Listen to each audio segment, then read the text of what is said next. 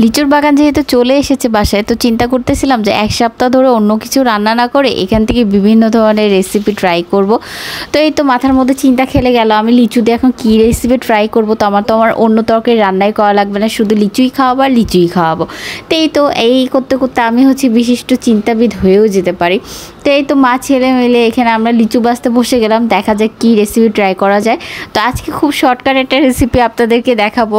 এটা হচ্ছে 2 মিনিটে লিচুর উড়াধুরা রেসিপি।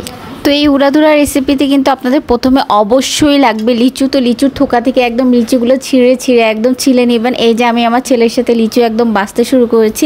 তো বাছতে 2-1টা কিন্তু খালি খেয়েও নেবেন, পারলে সামনে যে থাকবে তারাই খাওয়াবেন, তাইলে আর রেসিপি করার সময় আর বেশিটুকু লাগবে না। তাই গেছে আমি আমার ছেলেকেও খাওয়াচ্ছি, নিজেও খাচ্ছি, আর বাকিটুকু রেসিপির জন্য রেখে দিচ্ছি। তো এখানে আমার মাত্র 3টা উপাদান লাগবে, সেটা হচ্ছে আপনার ছিলে রাখা লিচু, 1 টুকরো লেবু, আর হচ্ছে লবণ, আর হচ্ছে 2টো শুকনো মরিচ।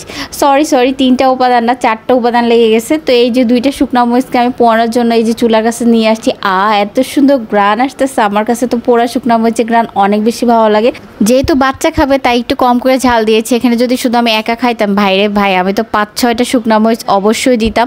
তো বেশি কিছু না, মরিচের সাথে লবণ নিয়ে নিলাম, আর হচ্ছে যে লেবুর রসটা ভালো মতো চিপে দিলাম। এখন হচ্ছে লিচুর সাথে ভালো মতো মাখিয়ে নিব। তো 2 মিনিটে রেডি হয়ে গেল আমার লিচুর উড়াধুরা রেসিপি। তো সবাই অবশ্যই বাসায় ট্রাই করবেন।